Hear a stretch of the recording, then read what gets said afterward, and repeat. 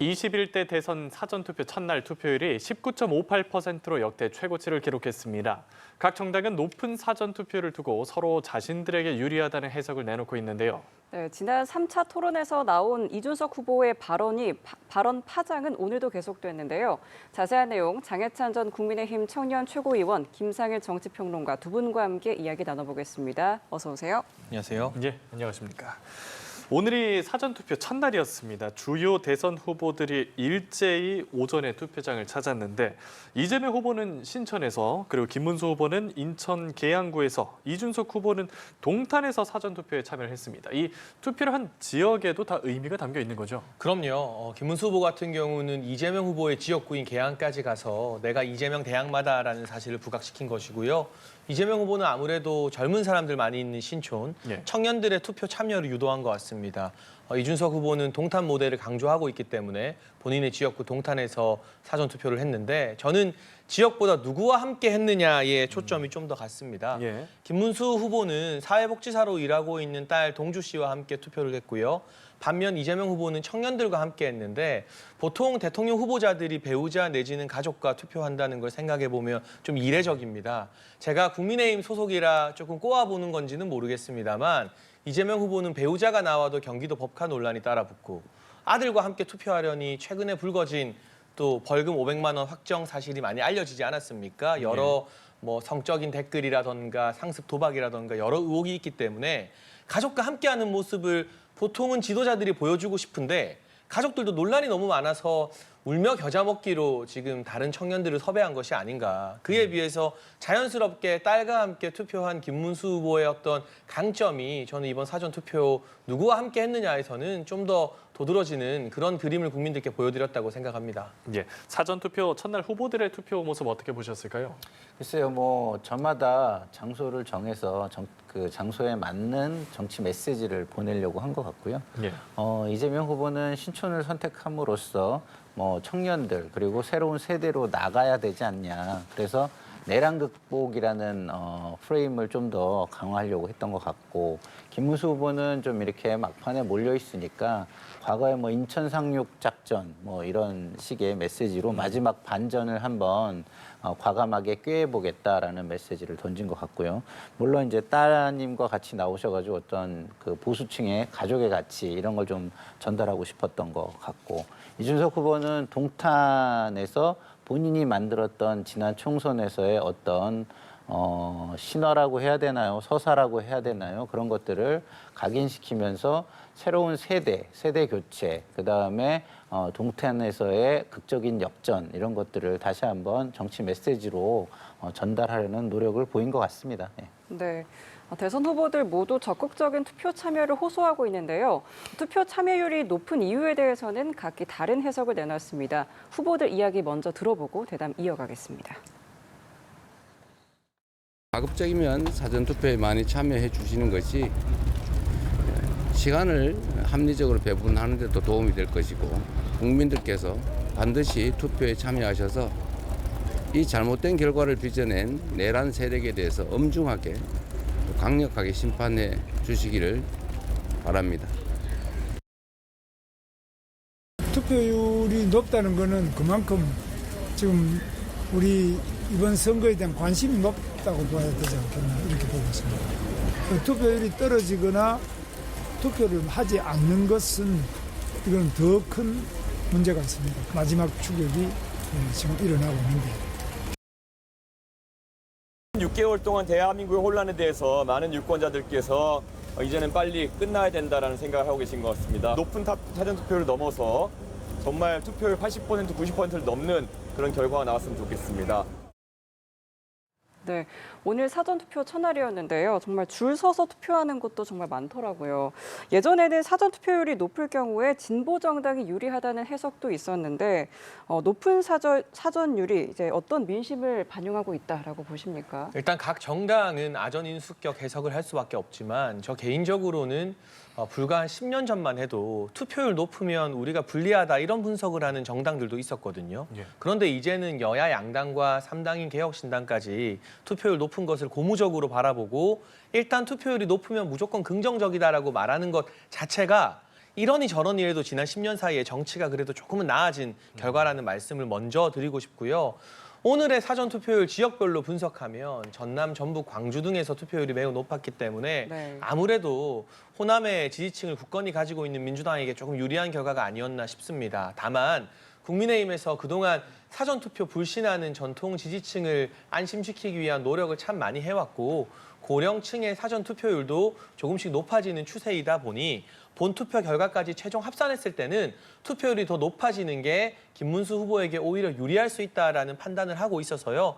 6월 3일 최종 지역별 투표율과 연령청 투표율을 봐야겠지만 기존의 여론조사와는 다른 결과가 나오려면 투표율이 높아야 이변이 가능해지거든요. 그런 점에서는 추격하고 있는 김문수 후보 입장에서도 투표율이 전반적으로 높아지는 분위기가 나쁘지만은 않다고 볼 것 같습니다. 네, 좀 자당에 유리한 신호로 해석을 각각 하고 있는 것 같아요. 뭐 당연히 이제 그 유권자들한테 희망을 주고 그 희망을 가지고 투표장으로 더 나오게 하려면 그런 메시지를 전달하는 게 맞죠. 그리고 실제로도 지금 사전투표의 과거 사례를 보면 진보 진영의 유권자들이 더 적극적으로 임했던 게 사실이었고 그렇지만 이번 선거에서는 보수층도 적극적인 독려와 동원을 통해서 하고 있기 때문에 자연스럽게 올라가고 있다라고도 또 볼 수가 있어요. 그래서 결국은 첫날 하루의 투표율만 보고 예단하기는 좀 어렵겠다라는 생각이 들고 가면서도 계속 투표율이 높다는 것은 무엇이냐면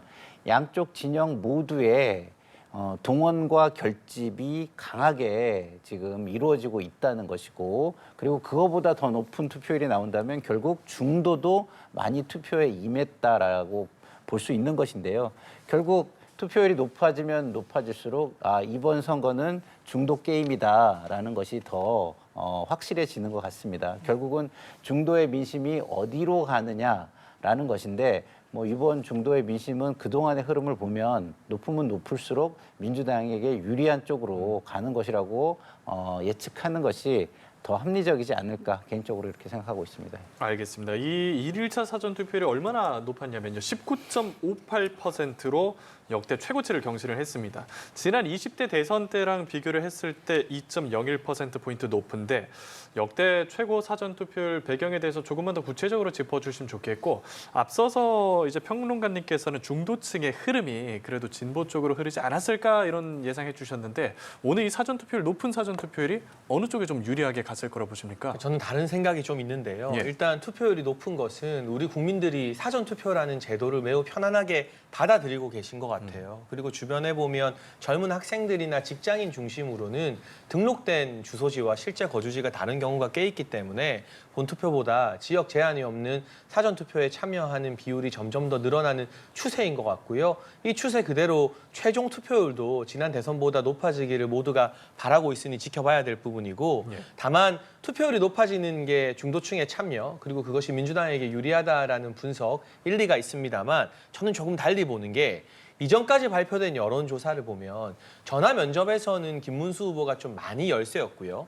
반면 ARS 조사, 기계가 조사하는 여론조사에서는 김문수 후보가 바짝 추격하는 흐름들이 일관적으로 나타났거든요. 그 말은 지금과 같은 분위기, 탄핵 이후의 전국이기 때문에 실제로 자신의 의사를 이 사람에게 전화 면접 조사로는 표출하기 힘든 샤이 보수층이 상당 부분 자리 잡고 있지 않은가.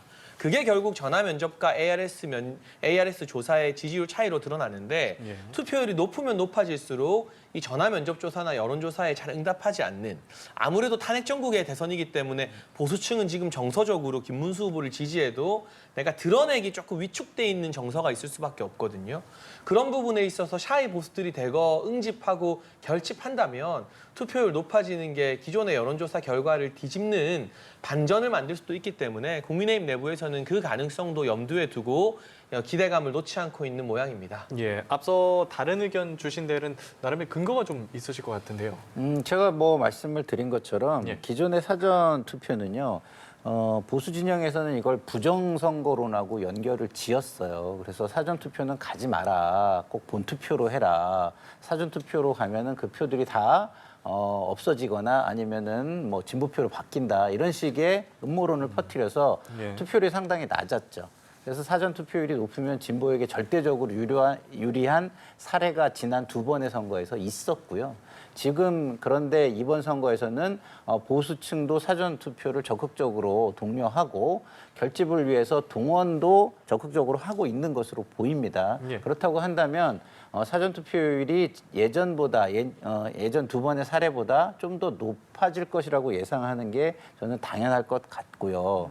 그러면 사전 투표율에서 그렇게 결집이 다 됐다면 전체 이제 투표율을 봐야 되는데 전체 투표율이 예년의 투표율보다 70%대 후반을 넘어서서 80%대로 간다거나 이렇게 된다면 결국은 결집이 이루어진 그 위에 중도들이 많이 참여했다는 것을 의미하는 거 아니겠습니까? 그렇다고 한다면 중도의 풍향을 봐야 되는데 그동안의 여론조사의 어떤 뭐 총평균을 내보면 일반적으로는 정권 교체와 진보 진영에 유리한 흐름이었다라는 측면에서 저는 민주당이 좀 유리할 것으로 봅니다. 예. 네.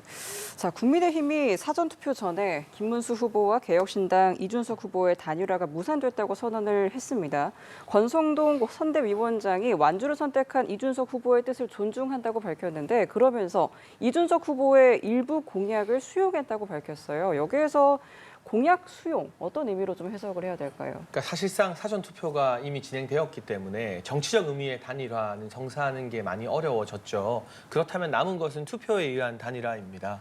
이준석 후보를 지지하는 분들이라도 투표소에서 선거 막바지에 그래도 이재명 후보를 막기 위해서는 가능성이 있는 김문수 후보 중심으로 뭉쳐야 하지 않겠나라는 생각을 하고 그게 실제 표로 이어진다면 사표 방지 심리와 더불어서 실제로는 김문수 후보로 단일화된 효과를 누릴 수도 있거든요. 근데 그러기 위해서는 이준석 후보 지지층이 국민의힘과 김문수 후보에게 거부감을 느끼면 안 되겠죠. 그래서 권성동 원내대표가 단일화는 무산되었지만 이준석 후보의 정책과 공약을 수용하겠다는 것은 투표로 단일화해달라. 그리고 심정적으로는 이준석 후보를 더 지지하는 분들이 김문수 후보를 지지할 때 허들을 낮추기 위한 그러한 정치적인 수라고 봐야 될 것 같고요. 또 이와 별개로 김문수 후보는 본투표 전까지라도 낮은 자세로 이준석 후보에게 소통을 계속하고 연락을 하겠다라는 뜻을 밝혔습니다. 이 역시 실제로 단일화가 성사될 가능성이 낮다는 걸 지금은 다 알고 있지만 투표를 통한 단일화. 그러니까 이준석 후보 지지층은 성향이 하나는 아닙니다. 이를테면 정권 교체에는 동의하지만 이재명 후보를 싫어하는 비명계 연성 민주당 지지층도 일부 있고요. 보수에서 갈라져 나간 중도 보수 성향의 지지층도 섞여 있는데 그중에서 중도 보수 성향 지지층은 다시 김문수 후보 쪽으로 가져오기 위한 그런 노력과 정치적인 디딤돌을 놓고 있는 과정이라고 보시면 될 것 같습니다. 네, 국민의힘이 이제 김문수 자각론 그리고 동시에 이준석 사표론 통해서 보수 결집을 이제 유도하는 것 같은데 이런 메시지 전략을 좀 어떻게 해석하세요? 뭐 나름 영리하다고 저는 생각하고 있습니다. 왜냐하면 후보를 없애서 후보의 차별성을 없애는 게 같은 지지층을 결집시키는 데 가장 좋겠죠. 근데 후보의 차별성은 못 없앴잖아요. 네. 그러면 그 다음으로 없앨 수 있는 거는 공약의 차별성입니다. 그러니까 생각과 사고가 똑같다 우리는 후보가 좀 달라도 그 기본적인 정책적 사고는 똑같다 이렇게 볼 수가 있는 건데 그럼에도 불구하고 이번 선거는 그 내란 혐의 그다음에 대통령의 비상계엄과 탄핵 이거를 중심으로 판단하는 부분이 너무 도드라지게 부각되어 있는 상황이기 때문에 공약만 일체화를 시킨다고 해가지고 그 차별성을 없애기가 상당히 어려운 선거다 이런 생각이 듭니다. 예. 근데 이 단일화 관련해서 이재명 후보가 이준석 후보가 결국 사퇴할 거라는 글을 올리면서 상당히 좀 비판적인 내용들도 함께 담았거든요. 이재명 후보는 어떤 의도에서 이런 걸 올린 걸까요? 이재명 후보는 이제 경계를 하는 거죠. 여러 가지 시나리오에서 뭔가 변수가 생기는 걸 막기 위해서 사람들의 인식 속에 예방 주사를 놓는 거예요. 단일화가 된다고 하더라도 이거는 별거 아니다라든가 내란 프레임이 훨씬 중요하고 심판 선거라는 것이 훨씬 중요하다. 결국은 저렇게 합치는 것도 저들끼리 여러 가지 구상을 통해서 이렇게도 해보고 저렇게도 해서 유권자들을 현혹시키기 위한 것이다라는 이야기를 사전에 해놓음으로써 그런 것으로 인해 뭐 갑작스러운 어떤 붐업 같은 게 된다거나 뭐 의외성이라든가 이런 걸 좀 줄이려고 하는 하나의 전략적인 메시지라고 보시면 될 것 같습니다. 예, 극적인 컨벤션 효과를 좀 그렇죠. 방지하려는 그런 의도라는 말씀이신 것 같은데 양두구육 시즌2 이런 얘기도 덧붙였어요. 그러니까 지금 이재명 후보가 경계하는 것은 제가 앞서 설명드린 것처럼 이준석 후보 지지층 중에 민주당 지지층도 꽤 있거든요. 실제로 이준석 후보가 동탄에서 당선되었을 때 21대와 대비해서 국민의힘 표보다 21대의 민주당 표를 더 많이 가져왔어요. 그러니 정권 교체에는 찬성하지만 반명 성향, 비명 성향을 가진 표들이 이준석 후보에게 가는 게 이재명 후보 입장에서는 좀 뼈아플 겁니다. 그러니 김문수 후보와 자꾸 묶어서 그 연성 민주당 지지층이 이준석 후보가 아니라 다시금 자신을 지지하도록 하기 위한 일종의 견제 전략이라고 보고 있고, 또 만에 하나라도 단일화가 극적으로 성사되었을 때 컨벤션 효과를 줄이기 위해서 네. 미리 김을 빼놓는 그런 의도도 있겠죠. 또 최근에 TV 토론이나 여러 가지 정치적 공방을 보면 이재명 후보를 가장 아프게 때리는 사람은 개혁신당의 이준석 후보거든요. 그렇다 보니 민주당 의원들과 선대위 관계자들이 전반적으로 어제 오늘은 이준석 후보 때리기에 좀 집중하고 있는 경향이 있는데, 그런 차원에서 강한 견제구를 날리는 것으로 해석이 됩니다. 네. 이준석 후보 이야기를 이어가겠습니다. 오늘 국회에서 긴급 기자회견을 열고 TV 토론 발언 논란에 대해서 해명을 했는데요. 이 후보 가족에 대한 검증 차원이라고 주장을 했습니다. 먼저 좀 이 후보의 이런 해명 어떻게 들으셨습니까? 일단 이건 이제 벌금 500만 원 약식 명령이 확정됐다는 사실이 어제 보도가 되었고, 수사 일지의 범죄 기록 일람표에 이재명 후보 아들이 직접 남긴 댓글 같은 경우도 언론에 어느 정도 공개가 됐고 정치권에서는 회자가 되었습니다. 예. 실제로 뭐 단어 하나하나 유사한지 아닌지를 제가 이 자리에서 따지고 싶지는 않지만 좀 입에 담기 힘든 굉장히 노골적이고 문제가 되는 성희롱성 댓글 등을 이재명 후보의 아들이 달았다는 사실은 이제 약식 명령 판결에 사실은 그 약식 명령은 재판을 안 가기 때문에 수사 일지가 사실상 판결문 역할을 하거든요, 공소장이. 그것을 통해서 사실로 확인이 되었어요. 물론 이재명 후보가 지난 대선에서 이 관련 논란을 한번 사과문으로 인정한 바는 있습니다만 그때와 다르게 또 다른 논란이 많이 불거졌잖아요. 그러면 이준석 후보가 TV 토론에서 너무 자극적인 표현 쓴 거 아니냐?